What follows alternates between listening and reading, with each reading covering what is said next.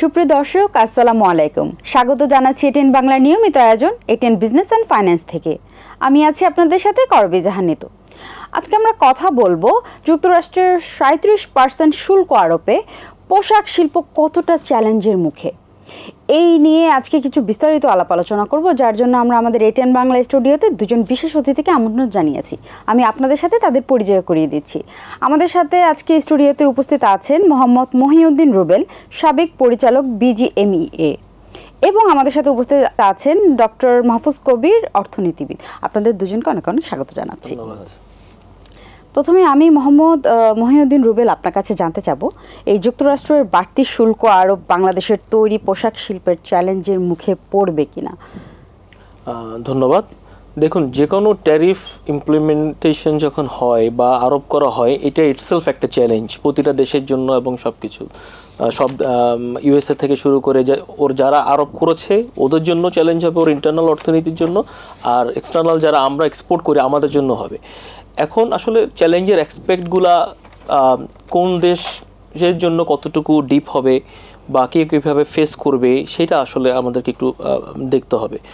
আমি যদি বাংলাদেশের ক্ষেত্রে পার্টিকুলারলি আপনাকে বলি, এটা আমার মতামত যে প্রথম চ্যালেঞ্জ যেটা হবে যে আমার এই যে রানিং যে গুডসগুলো আমাদের নেগোসিয়েশনে ছিল, মানে বলতে আমার প্রোডাকশনে ছিল বা আমার এই একটা আগের রেটে আমরা যে নিয়েছিলাম, সো অবভিয়াসলি এটা কিন্তু একটা চ্যালেঞ্জের মুখে পড়বে। কারণ এখন যতই বলি না কেন, কিছু কিছু ক্রেতা তো এই সময় একটু সুযোগ নেওয়ার চেষ্টা করবেই, যে কারণ আসলে তাকেও তো হয়তো একটা বাড়তি শুল্ক দিতে হবে। তো এটা একটা অ্যাডভান্টেজ নিয়ে হয়তো এখানে একটা দর কষাকষি করতে পারে, এটা একটা চ্যালেঞ্জ।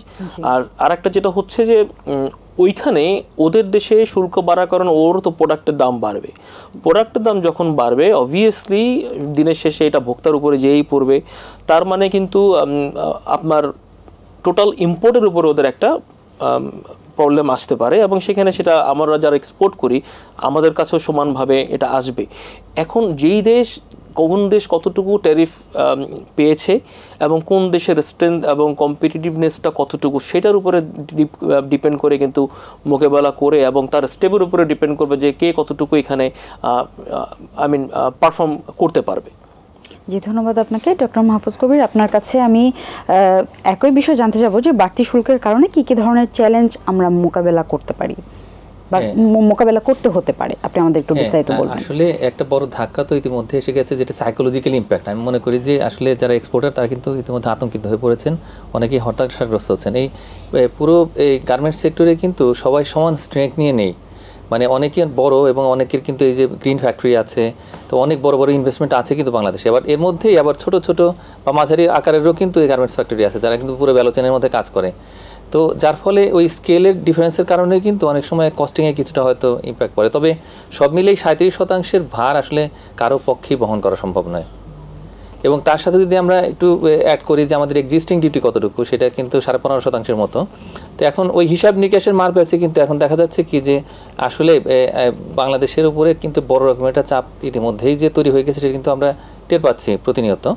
এবং আরেকটা বিষয় হচ্ছে কি যে বেশ কিছু পণ্যের ক্ষেত্রে অর্ডার দেওয়া হয়েছিল, এবং তারা কিন্তু ব্যক্তিবক এলসির কারণে দেখা গেছে যে বিভিন্ন জায়গা থেকে কিন্তু ইনপুট সোর্সিং করেছে, এবং এই যে খরচটা হয়ে গেছে, কিন্তু এখন দেখা যাচ্ছে যে তাদের মধ্যে কেউ কেউ কিন্তু ক্রেতারা অর্ডার ক্যান্সেল করেছেন বা বলে দিচ্ছেন যে এটা লাগবে না।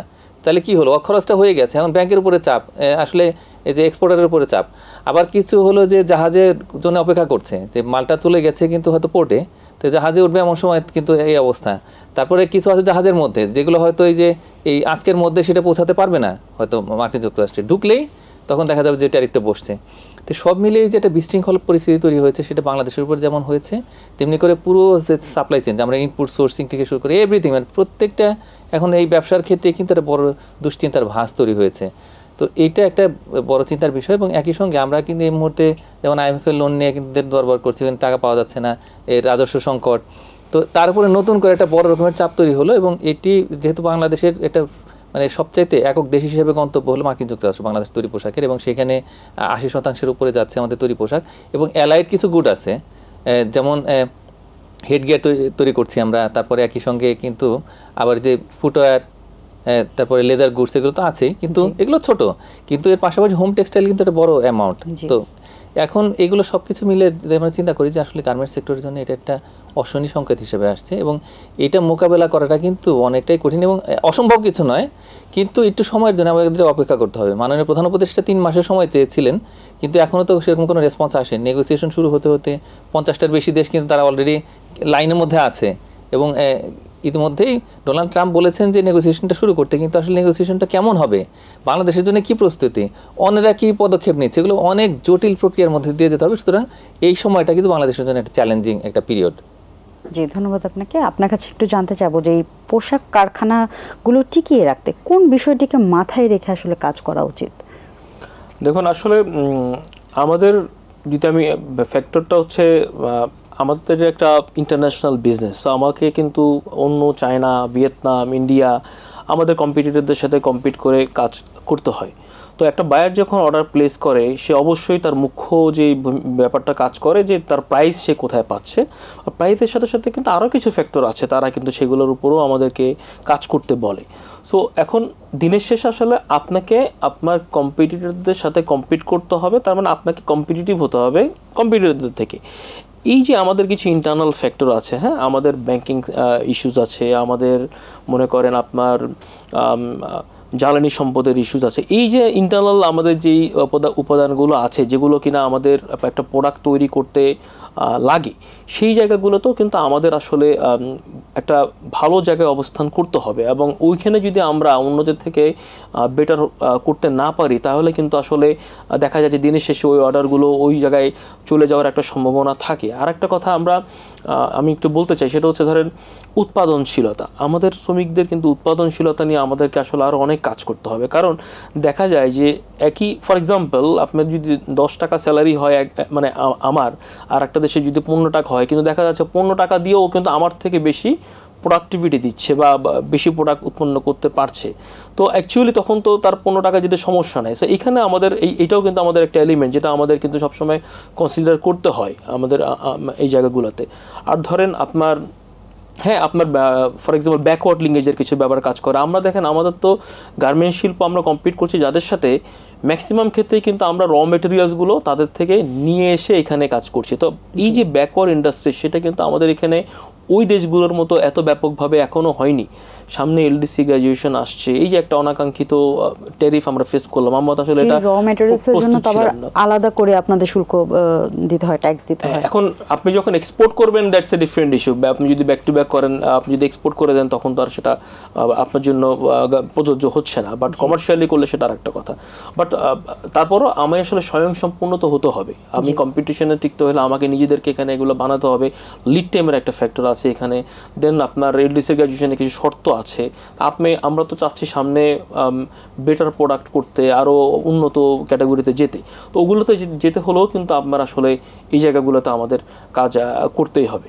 জি, ধন্যবাদ আপনাকে। আপনার কাছে জানতে চাবো যে এই যে বর্তমান যে পরিস্থিতি যাচ্ছে, প্যালেস্টাইনের উপর যে ইসরায়েলের এই অ্যাটাক, এই বিশ্বের এই বিভিন্ন বাণিজ্যিক আসলে একটা কনফ্লিক্ট তৈরি হচ্ছে, সমস্যা তৈরি হচ্ছে বিভিন্ন দেশের সাথে দেশে। আপনি এই বিষয়টা আমাদেরকে আসলে কিভাবে বিশ্লেষণ করবেন? এখানে আসলে দুটো হটস্পট আছে। একটা তো মিডল ইস্ট, যেটা একটা অগ্নিগর্ভ হয়ে গেছে কিন্তু এখন, আর অন্যদিকে কিন্তু আবার রাশিয়া ইউক্রেন যুদ্ধ এখনও চলমান রয়েছে। যদিও শান্তি আলোচনার কথাবার্তা চলছে, 30 দিনের যে যুদ্ধবিরতি, সেগুলো কিন্তু আলটিমেটলি যুদ্ধ কিন্তু বন্ধ হয়নি, এবং অন্য জায়গাগুলোতেও কিন্তু অশান্তি এগুলো রয়েছে।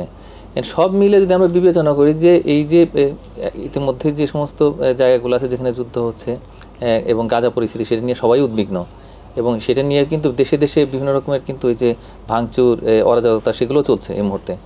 তো এখন ইতিমধ্যে এই যে সমস্যাগুলো আছে, তার উপরে যে এই জিনিসটা এলো, এবং সেটা কিন্তু মানুষকে আসলে অন্যদিকেও দৃষ্টি ঘোরাচ্ছে। মানে এখন যেহেতু এটা সংকট মিডল ইস্টে, তো এখন যে আবার ওইদিকে মার্কিন যুক্তরাষ্ট্রের বাজারে একটা বড় রকমের শুল্ক, এবং সেটা নিয়ে সবাই অস্থির হয়ে গেছে সমস্ত বিশ্ব নেতারা, যার ফলে সেইভাবে কিন্তু ওই গাজার যে পরিস্থিতি, সেটার দিকে গুরুত্ব কেউ দিচ্ছেন না।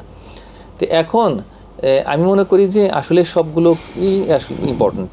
তো এ কারণেই আসলে আমাদের যে বাংলাদেশের দিক থেকে যেটা পররাষ্ট্র মন্ত্রণালয় থেকে গেল, এই গাজার যে যুদ্ধ, সেটা নিয়ে কিন্তু এত প্রতিবাদ জানানো হয়েছে, কিন্তু এর পাশাপাশি এই পররাষ্ট্র মন্ত্রণালয়ের জন্য একটা চিন্তার বিষয়, এবং বাণিজ্য মন্ত্রণালয় উভয়ে কিন্তু খুব গভীরভাবে কাজ করছে, এবং তারা বিভিন্নভাবে চেষ্টা করছে। বিশেষ করে আমাদের যে ইউএসএ যে এমবাসি, তো তার মাধ্যমে কিন্তু ইতিমধ্যে যে ইউএসটিআর এর সঙ্গে যোগাযোগ করা হয়েছে, বাণিজ্য উপদেষ্টা তিনিও ইতিমধ্যে চিঠি লিখেছেন, মাননীয় প্রধান উপদেষ্টার দিক থেকে ডোনাল্ড ট্রাম্পের কাছে চিঠি গেছে, এবং আমরা সব মিলিয়ে কাজ করছি। তো এই পরিস্থিতি মোকাবেলা করতে হবে, কোনো না কোনোভাবে একটা ক্লু বের করতে হবে যে দিক দিয়ে আমরা আসলে ফুটপ্রিন্টে রাখতে পারি। বিশেষ করে আমাদের জন্য একটা বড় জায়গা আছে, শক্ত জায়গা, সেটার কথা আমরা অনেকটা ভাবিনি। সেটা হলো যে টিকফা চুক্তি, এবং টিকফাটা হচ্ছে এমন একটা ফোরাম যেটা আসলে ট্রেড এগ্রিমেন্ট নয়, কিন্তু সেখানে কিন্তু আমরা বাণিজ্য এবং বিনিয়োগ নিয়ে আলাপ আলোচনা করি, এবং ইতিমধ্যে অনেকগুলো রাউন্ডে আমরা ডিসকাশন করেছি।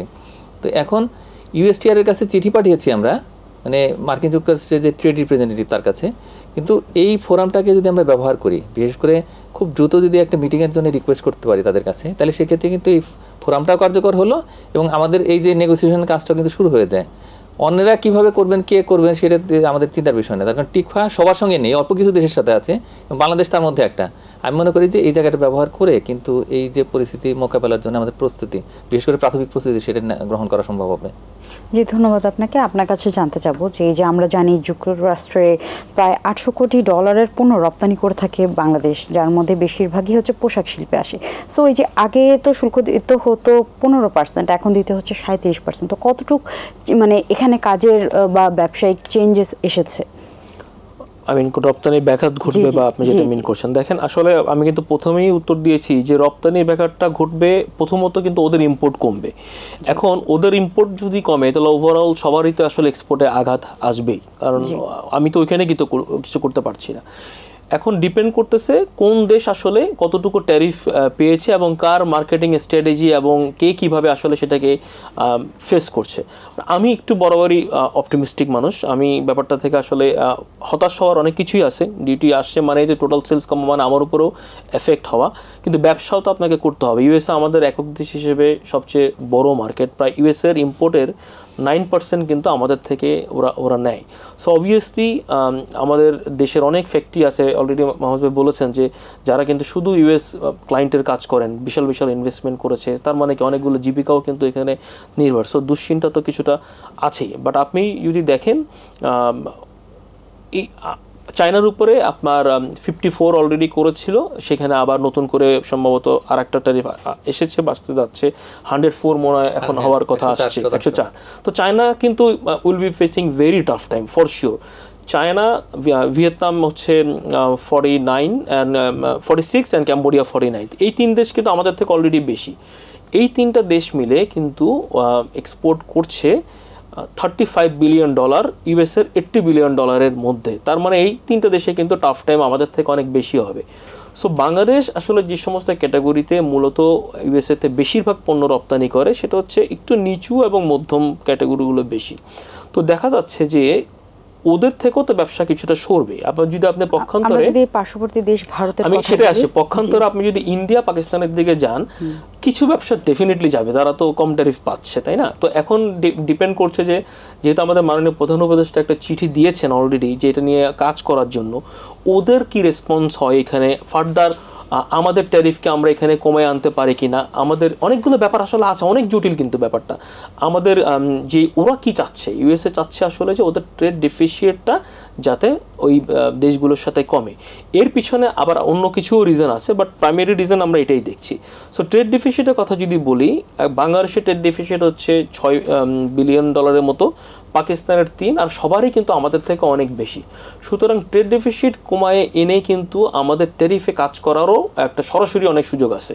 আর সেইখানে আপনি যদি কোনো দ্বিপাক্ষিক কোনো আলোচনা করতে পারেন টিকফার মাধ্যমে বা আরও কোনো মেকানিজমে যদি আমাদের সরকার পারে, তাহলে তো আরও কিছু হওয়ার চান্স আছে। আর যদি দেখেন এখন পাকিস্তান আর ইন্ডিয়ার কথা যদি বলি, ওদের টোটাল ক্যাপাসিটি হচ্ছে ওয়ার্ল্ডে ওরা অ্যাবজর্ব করছে $23 বিলিয়ন মতো। তো ওদের তো একটা ইনফ্রাস্ট্রাকচার রাতারাতি তো আসলে ডেভেলপ হয়ে যাবে না, রাতারাতি বাংলাদেশ থেকেও চলে যাচ্ছে, ব্যাপারটা এরকমও না। কারণ আমরা যে ধরনের প্রোডাক্ট বেস করছি এত বিস্তৃত, সেটাও তো আসলে বায়ারকে রিপ্লেস করেই যেতে হবে। টোটাল অর্ডার যদি কমেও আমি ধরে নিচ্ছি যে 80 বিলিয়নের 10% কমে 70ই হইলো, কথার কথা 70 বিলিয়ন তোকে সোর্স করতে হবে। সো ইন্ডিয়া পাকিস্তানের আমাদের আসলে স্টাডি করতে হবে খুব ডিটেলে এগুলো, যে ইন্ডিয়া পাকিস্তানের স্ট্রেংথটা কোথায়। ফর এক্সাম্পল ইন্ডিয়ার স্ট্রেংথটা হচ্ছে আপনার ওভেন ক্যাটাগরিতে বা টপের দিকে বেশি, সো ওরা ওই দিকেই বেশি কিন্তু যাবে। পাকিস্তানের স্ট্রেংথটা হচ্ছে আপনার ডেনিমের দিকে বেশি, তো ডেনিমের অর্ডার কিন্তু এখানে মুভ করার চান্স আছে। সো আবার ইন্ডিয়াতে কটনও কিছু ডেফিনেটলি যাবে, কিন্তু কিছু তো আপনার ওদিক থেকে বেরও হবে। এই যে মার্কেটিং আমাদের আসলে আমাদের কটনে ডেফিনেটলি আমরা অনেক বেশি, আমরা কিন্তু এক্সপোর্ট করছি ইউএসএতে। ভালো কোয়েশ্চেন করেছেন, কারণ আমরা ইউএসএতে এক্সপোর্ট করছি প্রায় 70% কটন অর্ডার, তো 30% হচ্ছে নন কটন। তাহলে এই 70% আসলে তো রিপ্লেস করে ইন্ডিয়ার যে ইন্টারনাল ক্যাপাসিটি সেটাও তো আসলে হজম করতে পারতে হবে ওকে। এখন যখন অন্য দেশগুলো থেকে ব্যবসা সরবে কিছুটা, তো ইন্ডিয়া তো বা পাকিস্তান তো চাবেই যে বেটার ব্যবসাটা নিতে, ও তো চাবে না যে কোনো ব্যবসা নিতে। তো আমি যেটা বলছি যে ওদের যে ক্যাপাসিটি আছে সেটা ডেফিনেটলি আগের থেকে এখন বাড়বে বা হয়তো আরও বেশি অর্ডার ওখানে যাবে, কিন্তু বাংলাদেশের রাতারাতি যে একদম খুব নেগেটিভ কিছু হয়ে যাবে আমি সেটা মনে করছি না। আমি একটু অপটিমিস্টিকভাবে দেখছি যে আমাদেরকে আসলে খুব বেশি মানে আমরা এখন ধরেন একটা কম্পিটিশনের যুগ, এখন তো আপনাকে আসলে কম্পিটিশন করতেই হবে, কখনো এই দেশে ট্যারিফ দেবে, কখনো দিকে দিবে, তো আমাকে আসলে নিজেকে কম্পিটিটিভ হতে হবে এই চ্যালেঞ্জগুলো ফেস করার জন্য। ওরা কিন্তু কিছু ট্রেড ব্যারিয়ার দিয়েছে ইউএসটিআর থেকে, ওরা অনেকেই হয়তো এটা জানেন না যে ফেব্রুয়ারি 28 তারিখে ইউএসএ গভর্নমেন্ট কিন্তু কিছু ট্রেড ব্যারিয়ার উল্লেখ করেছে। এখানে আমাদের দেশের কিছু ইন্টারনাল ইস্যুস নিয়ে, আমাদের তথ্য প্রযুক্তির ব্যাপার, গভর্নমেন্ট প্রকিউরমেন্টের ব্যাপার, আমাদের কাস্টমের ব্যাপার, তো এগুলো কিন্তু আসলে কিছুটা আমরা নিজেরা ম্যানুফ্যাকচার হিসেবে ফেস করি, তো আমাদের কিন্তু এগুলো নিয়ে কাজ করতে হবে। এগুলো নিয়ে কাজ না করলে আমি কিন্তু কম্পিটিটিভ হব না। সো আমি যদি এগুলোতে আগে যাই, আমার সামনে এলডিসি গ্র্যাজুয়েশনে সেটা এফেক্ট হবে। সো আলটিমেটলি আমার মনে হয় যে আমরা মোটামুটি চ্যালেঞ্জটা ফেস করে আসতে পারবো। আমরা দেখেন কোভিডের মতো একটা বাজে চ্যালেঞ্জ ফেস করে আসছি, আমরা রানা প্লাজার চ্যালেঞ্জ ফেস করে আসছি, চ্যালেঞ্জ তো থাকবেই। এখন এখান থেকে আসলে আপনাকে পজিটিভ মাইন্ডসেট নিয়ে ফেস করে আগাতে হবে। আমাদের ইন্টারনাল ফ্যাক্টরগুলো আমি তো যেটা বলেছি আমাকে যে আপনাকে, যে ধরেন আমাদের এই যে কাস্টমার ইস্যুজ আছে, আমাদের আপনার জ্বালানি খাতের ইস্যু আছে, আমাদের ব্যাংকিং খাতের ইস্যু আছে, এখানের কিছু কিছু জিনিস কিন্তু ওরা উল্লেখ করেছে। আমাদের অনেক জায়গায় এক্সট্রা খরচ করতে হয়, এই যে ফ্যাক্টরগুলা তা ডেফিনেটলি এখানে আমাদের যদি আমরা কাজ করতে পারি, তার সাথে প্রোডাক্টিভিটি। এবং আরেকটা কথা আমি অ্যাড করতে চাই যে ধরেন আমাদের কিন্তু পণ্যের বৈচিত্র্যীকরণ এবং মার্কেটের বৈচিত্র্যীকরণ করতে হবে। ইউএসএতে আমাদের প্রোডাক্টের বাংলাদেশের এক্সপোর্টের 19% গিয়েছে 2024-এ। সো খুব খুশি এটা, বাট আবার একই সাথে আমি কিন্তু এটাকে খুব পজিটিভলি দেখি না যে একক দেশ হিসেবে যখনই নির্ভর হয়ে যাবেন, দেখেন আজকে আমাদেরকে একটা কিন্তু চ্যালেঞ্জে পড়তে হলো। সো বিশ্বে তো আপনার 50% আমরা করছি ইউরোপে, অ্যারাউন্ড 70% এই দুই জায়গাতে আমরা করছি, বাট ওয়ার্ল্ডে তো আরও অনেক মার্কেট আছে, আরও অনেক জায়গা আছে, এশিয়ার অনেক কান্ট্রি আছে। আপনার খোদ ইন্ডিয়া আমাদের থেকে 2024-এ তাদের ইম্পোর্টের 40% আমাদের থেকে করেছে। সো আমাদের নতুন মার্কেটগুলো আসলে এই রিস্কগুলো মিনিমাইজ করার জন্য যেতেই হবে। চ্যালেঞ্জ কিন্তু আপনার বন্ধ হবে না, কখনোই থাকবে, এক একভাবে আসবে, আমাদেরকে কম্পিটিটিভ হতে হবে। জি, ধন্যবাদ আপনাকে। উনি যে বলছিলেন ওইটার সাথে আপনি কতটুকু একমত হবেন যে পোশাক শিল্পের বাজার ধরে রাখতে বা টিকিয়ে রাখতে এর বিকল্প বাজার আছে কিনা, বা আদার্স বিজনেসগুলো আছে কিনা, বা থাকলে সেটা কি আপনি কি মনে করেন? হ্যাঁ, না সেটা অবশ্যই আছে, তার কারণ আসলে আমাদের এই আরএমজির মধ্যে কিন্তু ডাইভার্সিফিকেশন হচ্ছে। এখন কিন্তু আমরা বিভিন্ন রেঞ্জের প্রোডাক্ট তৈরি করছি, যদিও আমাদের মিডল রেঞ্জের প্রোডাক্টটা বেশি বা লো রেঞ্জের প্রোডাক্ট, কিন্তু আস্তে আস্তে আমরা কিন্তু ওই ল্যাডারের উপর দিকে উঠছি। আর পাশাপাশি আমরা নতুন নতুন বাজারের জন্যও কিন্তু চেষ্টা করছি, ইকোনমিক ডিপ্লোমেসি কাজ করছে, আমাদের মিশনগুলো বিশেষ করে কমার্শিয়াল উইং তারা বিভিন্নভাবে আসলে এই বাজার খোঁজার ক্ষেত্রে হেল্প করছে। কিন্তু একটা বিষয় হচ্ছে কি যে আমাদের এই যে সমস্যাটা তৈরি হলো এখন মার্কিন যুক্তরাষ্ট্রের বাজারে, যার ফলে সারা পৃথিবীতে তো এর একটা ইম্প্যাক্ট আছে, সারা পৃথিবী জুড়েই কিন্তু এই যে এক ধরনের মন্দা তৈরি হওয়ার সম্ভাবনা আছে। তো যার ফলে এই মুহূর্তে আমাদের আসলে এই ঝড়ের মধ্যেই কিন্তু খুঁজতে হবে বাজারটা কোথায় হতে পারে। ল্যাটিন আমেরিকার মার্কেট, সেখানে কিন্তু 4টা অর্থনীতি আছে খুবই শক্তিশালী, পেরু আছে, চিলি আছে, এদিকে ব্রাজিল, আর্জেন্টিনা, এই 4টা, এবং এর পাশাপাশি আরও কিছু দেশ আছে। তো আবার এইদিকে আমাদের এই সাউথ ইস্ট এশিয়া এবং ইস্ট এশিয়ার যে মার্কেট, সেটা কিন্তু আমরা এখনও পর্যন্ত ওইভাবে ইউটিলাইজ করিনি। যদিও এই কোরিয়াতে আমরা ভালো এক্সপোর্ট করছি বা জাপানে করছি, কিন্তু এখানে আরও অনেক বেশি সম্প্রসারণের সুযোগ আছে। তো সেখানে যে মানে জাপানের বাজারে যে চাইনিজ প্রোডাক্টটা যাচ্ছে, মানে আরএমজি প্রোডাক্ট, তার চাইতে আমরা কিন্তু ভালো করতে পারি, কম দামে দিতে পারি ওখানে। হ্যাঁ, অস্ট্রেলিয়া আছে, অস্ট্রেলিয়াতে আমরা এর চেয়েও আর একটু বাড়াতে পারি, কিন্তু মধ্যপ্রাচ্য একটা বিশাল জায়গা, যেখানে আমরা এই মুহূর্তে আমাদের যে যারা এক্সপোর্টার, আপনিও বোধহয় করেন, যে এইখানে কিন্তু কাস্টমাইজ প্রোডাক্ট আমরা তৈরি করছি, মানে আমরা অন্য জায়গাতে যেগুলো পাঠাচ্ছি আসলে মধ্যপ্রাচ্যের মানুষের তো অন্য রকমের যে পোশাকের চাহিদা, তো সেগুলো কিন্তু আমরা পূরণ করা শুরু করেছি। তো সেইখানে আরও বেশি সম্প্রসারণের সুযোগ আছে। তো আমি মনে করি যে পুরো বিশ্ব বাজারটাই আমাদের সামনে এখন ওই প্রত্যেকটা মার্কেটের ওই কন্ডিশনগুলো ধরে বা তাদের এক্সপেকটেশন অনুযায়ী আমরা কিন্তু আমাদের বাজারটাকে সম্প্রসারণ করতে পারি এবং এই এখনই স্ট্র্যাটেজিটা তৈরি করতে হবে। তার কারণ এই মার্কিন যুক্তরাষ্ট্রে যে সমস্যা তৈরি হয়েছে সেটা যদি আলাপ আলোচনা চলেও এবং মাননীয় প্রধান উপদেষ্টা যে অফারগুলো করেছেন ইতিমধ্যে যে 3টা জায়গাতে, একটা হলো যে আমরা আমাদের রপ্তানি বাড়াবো। হ্যাঁ, রপ্তানির কিন্তু পণ্য আছে আমাদের এই মুহূর্তে, বাংলাদেশ থেকে বাংলাদেশ আমদানি করবে যেগুলা, সেগুলোর মধ্যে একটা আছে হলো স্ক্র্যাপ আয়রন, যেটা আমাদের ইন্ডাস্ট্রিয়ালাইজেশনের কাজে লাগে, রড তৈরি করি, তো সেটা প্রায় 25%। আবার কিন্তু আমরা মিনারেলস যেগুলো আনছি ইনক্লুডিং এলএনজি, তো সেটা প্রায় 25%, 24% একটু বেশি। আর এর পাশাপাশি আর দুটো যে প্রোডাক্ট, যে কটন প্রায় 14%, আর এই যে অয়েল সিড এবং এই যে সয়াবিন, তো সেটাও 14%। সব মিলে কিন্তু অলমোস্ট যে 4 ভাগের 3 ভাগে কিন্তু এই 4টা পণ্য। এটি ছাড়াও যে সেমিকন্ডাক্টর এটসেট্রা যে ইলেকট্রনিক পণ্য সেগুলো আছে, হুইট নিয়ে আসছি আমরা। তো এখন এই জায়গাটাতে আমরা যে ইম্পোর্ট বাড়াবো সেটার কথাবার্তা কিন্তু ইতিমধ্যে মাননীয় প্রধান উপদেষ্টা তার চিঠিতে লিখেছেন। আর 2টা পদক্ষেপের কথা উল্লেখ করেছেন, সেটা হলো যে আমরা নন ট্যারিফ ব্যারিয়ার, সেটাতে একটু দেখবো যে লেবেলিং, প্যাকেজিং, এই জায়গাগুলোতে যে সমস্ত ব্যারিয়ারগুলো আছে বা টেস্টিং, তো সেগুলো কমাবো।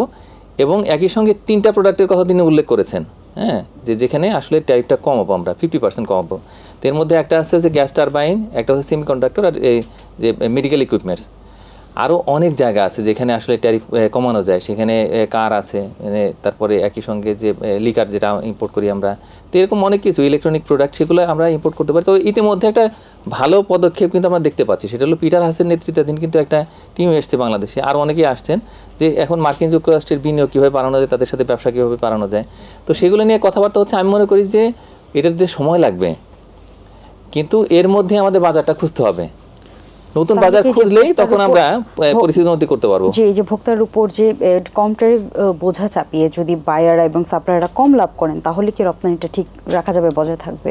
না, এটা আসলে এতটা সহজ নয়। তার কারণ এমনিতে তো মার্কিন যুক্তরাষ্ট্রে বিশাল বিক্ষোভ হচ্ছে এখন, এই যে প্রেসিডেন্ট ট্রাম্পের বিরুদ্ধে যে এই যে পদক্ষেপ নিল, এতে করে শেয়ার বাজারে ধস নামছে সারা পৃথিবীতে। তাদের নিজেদের দেশে শেয়ার বাজার ধস নামছে, অন্য দেশগুলোতেও কিন্তু একই অবস্থা। তো এতে করে কিন্তু মানুষের যে আয় সেটা কিন্তু কমে যাচ্ছে, এবং বড় বড় যে টেক জায়ান্ট যারা রয়েছে, একেবারে অ্যাপল থেকে শুরু করে যত আছে, এনভিডিয়া, তারপরে কিন্তু এই ফেসবুক, টেসলা, সবারই কিন্তু শেয়ারের দাম কমে গেছে। তো এখন এই যে বিরাট রকমের একটা চাপ তৈরি হয়েছে, ওইখানে বেকারত্ব তৈরি হচ্ছে।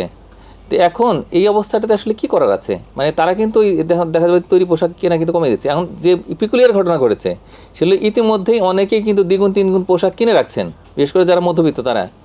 তো যে কিনে রেখে স্টক করে রাখছেন যে পরবর্তীতে দাম বেড়ে যাবে। এখন এই ধরনের ঘটনাগুলো কিন্তু মার্কিন যুক্তরাষ্ট্রের ইতিহাসে কখনো হয়নি।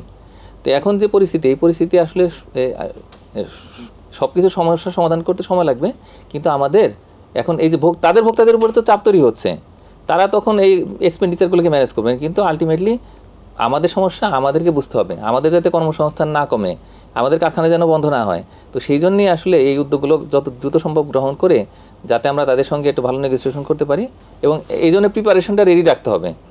আর এর পাশাপাশি আমাদের ভালো ভালো যদি আর কিছু বাজার খুঁজি, অন্য বাজারে যদি আমার প্রোডাক্টের এক্সপোর্টেশন করতে পারি, তাহলে সেক্ষেত্রে আশা করি যে এই ঝড়টা আমরা কিছুটা সময়ের জন্য হলেও মোকাবিলা করতে পারবো। তবে আমাদের প্রস্তুত থাকতে হবে যে সমস্যা সামনের দিনগুলোতে হয়তো আরও বাড়বে, এবং সেই জন্য আমাদের যে প্রাইভেট সেক্টর, আমাদের যে এক্সপোর্টার, তারা জানে ভালো একটা স্ট্র্যাটেজি তৈরি করতে পারেন, সেই জন্য তাদেরকেও সরকারের দিক থেকে এবং যারা গবেষক আছেন, নীতি নির্ধারক আছেন, তাদের দিক থেকে সহায়তা করতে হবে। জি, ধন্যবাদ আপনাকে। উনি যে বলছিলেন বেকারত্বের কথা, তো এই তৈরি পোশাক শিল্পের সাথে যারা জড়িত বা এসব প্রতিষ্ঠানে যারা কাজ করছেন, তারা কি কোনোভাবে চাকরি বা কাজ হারাতে পারে কিনা?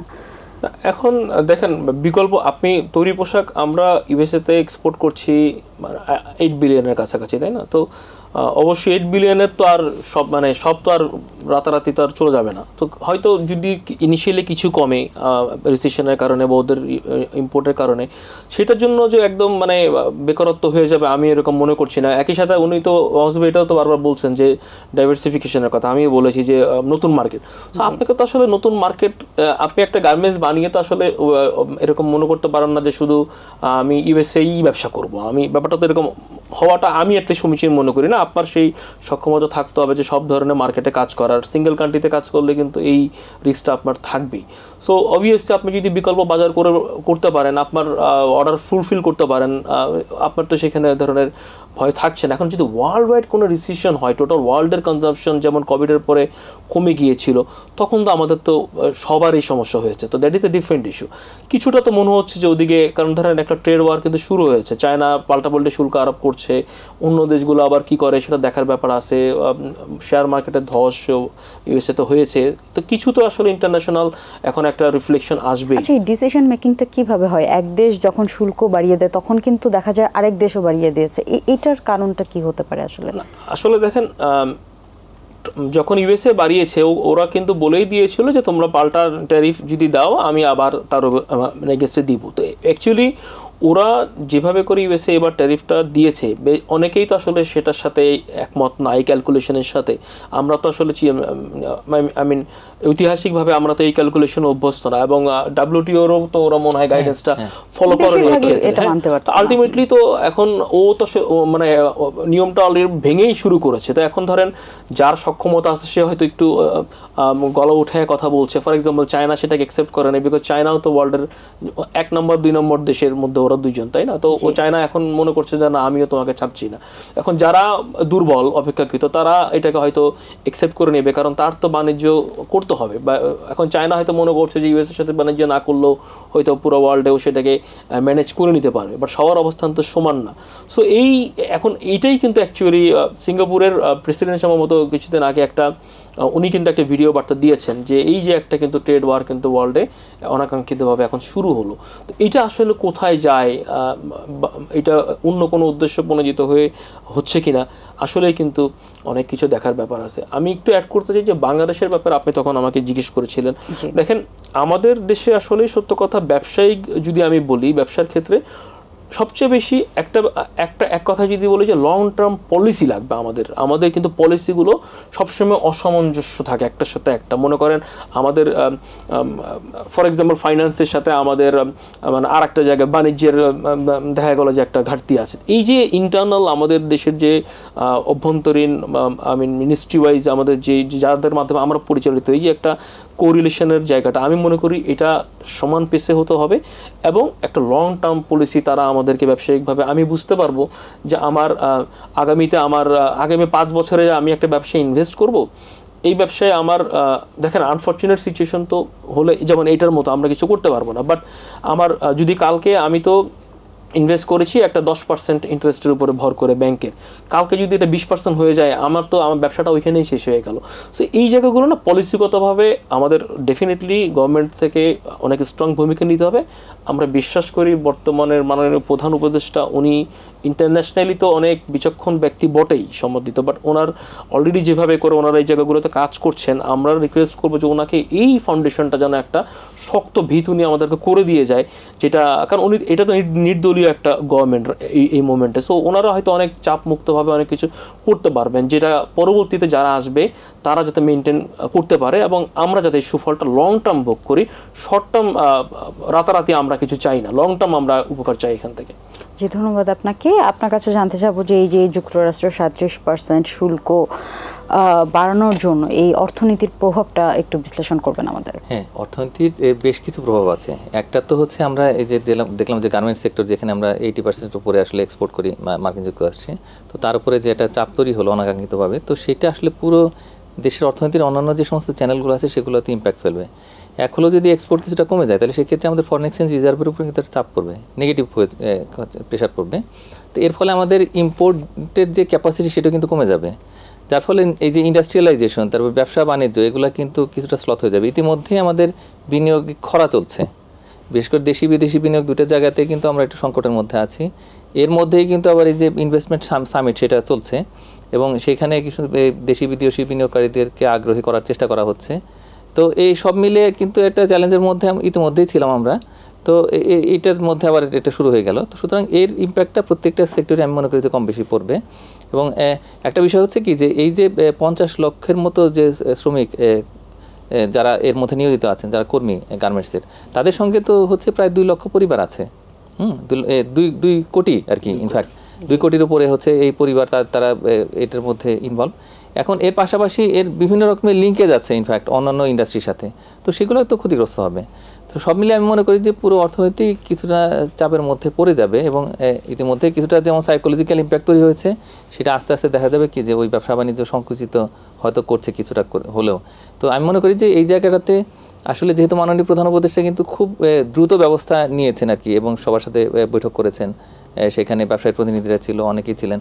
তো এখন এই মনে করি চিঠি তো পাঠানো হয়েছে, তো এরপরে একটা ফোন কল যদি করা সম্ভব হয়, তার কারণ যেহেতু এই অর্ডারটা এসছে হচ্ছে ইউএস প্রেসিডেন্টের কাছ থেকে, এটা কিন্তু আসলে বাণিজ্য মন্ত্রণালয় এটা আদেশ করেনি।